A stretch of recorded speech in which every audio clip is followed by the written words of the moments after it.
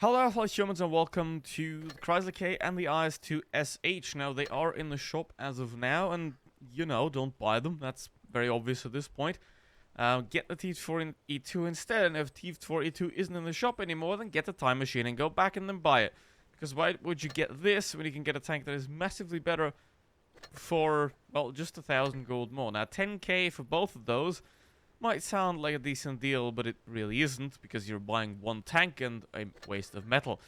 Now, let's start off with the waste of metal first, and that is the IS2SH. Now, this tank is about the worst thing that you can buy at tier 8. Well, almost as bad as the Panther 88 and the ISU 130, and this thing has no qualifying features whatsoever. The gun is very mediocre, not very great, the hull armor doesn't really exist, and the mobility is also quite bad. Now, let's start off with this one. There's absolutely zero reason to buy this one, which also makes the gun bundle kind of pointless. And then we'll go into the Chrysler K, which is a decent tank. However, it does have some problems, so don't forget to like, subscribe, and stay tuned. So here we go with the IS2SH, and the SH can probably only stand for shit at that point, because what else would it stand for? Now, this tank is all around horrible. It's worse than the IS3, that's for sure. So why would you pay money to have a worse performing vehicle? That's a bit weird, so I definitely wouldn't do that. Now, obviously, the problem with this vehicle as well, and with all rear-turreted heavy tanks like this, is that they play best in the city while side scraping. The problem is, cities aren't built for tanks. Tanks don't belong in a city, and if they do go there, then there should be some infantry with them. However, there ain't such thing in Blitz. The problem is, cities don't give you map control, and in a game where map control is pretty much half the game, that is very bad. You have to pretty much be forced to play a part of the city, part of the map that is bad, because otherwise you won't be effective at all. It's not great. So, yeah, let's have a look what we can do here.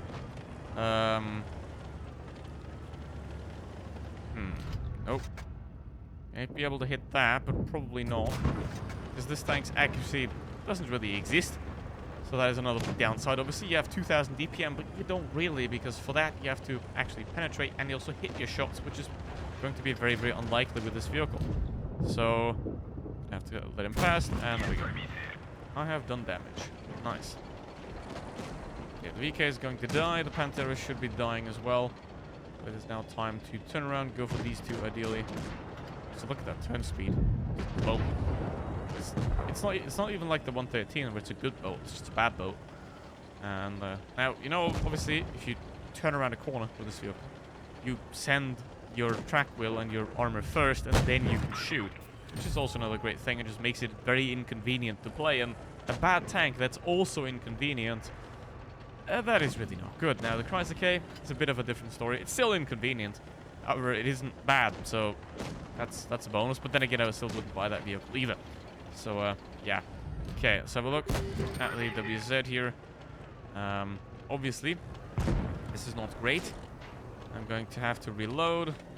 Tiger is going to go down. Charity is also going to go down. I'm going to have to try to take out Tankstein here to reduce the amount of enemies as much as possible. And now maybe if the Tiger can get another shot into the Chimera, I might have a chance, but I probably don't. So, oh, there we go.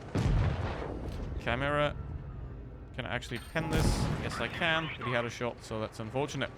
And now, 1v2 against a Chieftain and an Annihilator. Now, 1v1 against any of these tanks would somewhat be impossible anyway, because the Chieftain is a massively better vehicle, even though it's not amazing. It is still a lot better than this thing. I can pretty much be circled by him, if he can aim, that is. And obviously now the Annihilator is going to link up with him. And there is nothing I can do, because you don't have any mobility to use that to be versatile, to move around. Because if you were to have that mobility, you could be tactically useful. But you don't, so you're not. Okay, let's get another shot. There we go. And that's about this tank. 2.7. I mean, whatever. Don't buy it. Okay? Just don't. So, here we go with the Chrysler K. And now the problem with the Chrysler K is it has the same problem as the IS2SH. It's just not as bad. It doesn't work well in a field. It does do better in a city, but the problem is cities are very often not useful, and the T20 HCC is also not useful, which is very unfortunate. So there is that. But yeah, 34-2 is already over there, which is good because now we can take the side that is actually important on this map. And the FCM is YOLOing for some reason. Okay. Now, going to go here. They're probably going to push that side. I'm going to hold here. And, yeah, see what we can do. Now, obviously, this thing has very good turret armor, so you can use that to your advantage. And not do what the SCM is doing, and that is be a big, easy-to-pen baby. Which is exactly what he's doing right now. Okay. Should be able to pen the yaw. Or the air conditioner there. The AC. So, yeah. They're now pushing into a fortified position, and if you do that, you want to have the advantage, and they don't. So, not great there. They're also getting flanked from the back, so that is going to be very bad for them. Get another shot into the Black Prince. Now in a position like this, you can play it very well. However, obviously the problem always remains that when you peek the turret, the hull also becomes visible, and you can't be penned here in the front.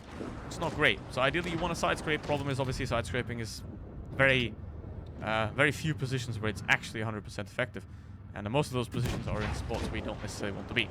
So that is a bit unfortunate. And the problem with this vehicle, it is a good tank.